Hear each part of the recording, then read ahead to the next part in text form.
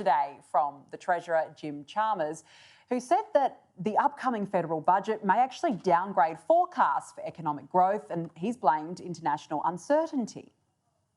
We know that it's not mission accomplished because people are still hurting.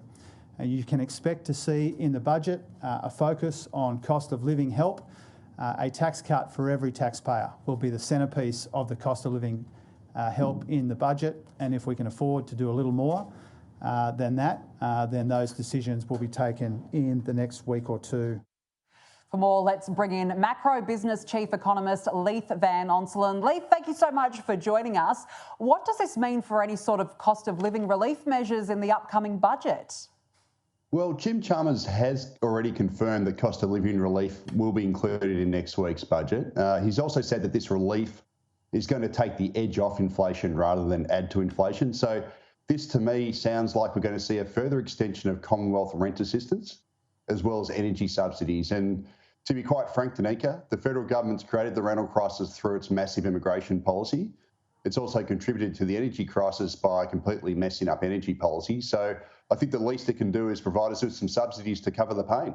Well, you'd hope so. And I do want to get to immigration with you because there has been yet another record month for that. But just on this forecast, what does this mean for the economy more broadly? Yeah, so it provided these subsidies are calibrated correctly to target areas of, clear inflationary pressure. So like in the rental market and energy prices, they can actually take some steam out of the CPI inflation and actually help the RBA do its job in getting inflation under control. So they can actually be positive, provided they're calibrated correctly and they don't just give money to people to pump up inflation. Yeah, despite this, though, the Treasurer said today that he's still hopeful of a budget surplus. Do you see Australia getting to that point still? Yeah, absolutely. So I think the federal government's undoubtedly going to deliver a budget surplus this year. The reason for that is the surplus has been driven from three booms. So we've had record immigration, which has increased the number of workers, record bracket creep, because taxes have all gone up, and also record high commodity prices. The big question is what will happen going forward? We're likely to see commodity prices fall, which will reduce company taxes. We're also likely to see a rise in unemployment. That's actually already forecast, as well as lower levels of immigration. So that'll take the sting out of the federal budget going forward.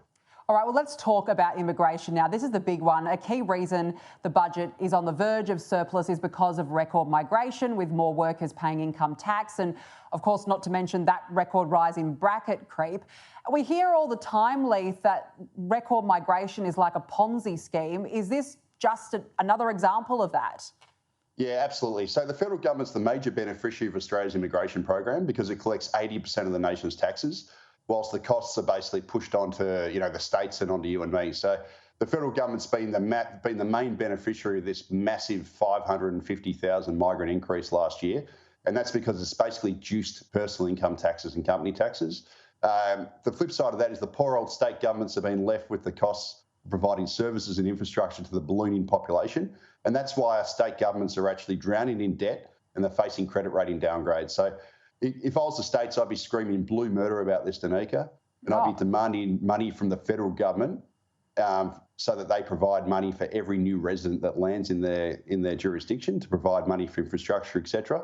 And I guarantee you, if the federal government was required to pay the states, say, $50,000 per new resident, the federal government would cut immigration quick smart because it'd have to balance the benefits with the costs. Because at the moment, Danica, all the federal government sees with immigration is dollar signs.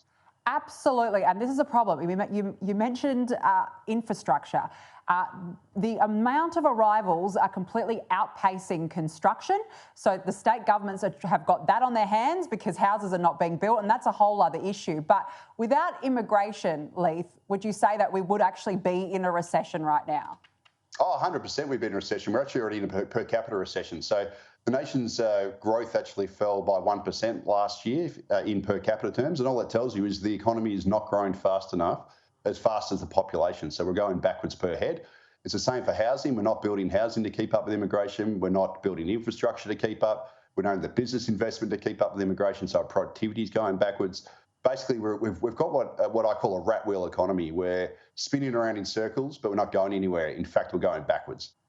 Yeah, we are. And yet Labor has promised that they would actually bring down the rate of immigration. But if you look at the latest figures that were released just last week, a 20% increase in February compared to January. It was an increase of an extra 100,000 people, which is absolutely extraordinary. When are we going to be feeling the impacts of the constant rise in the migration rate?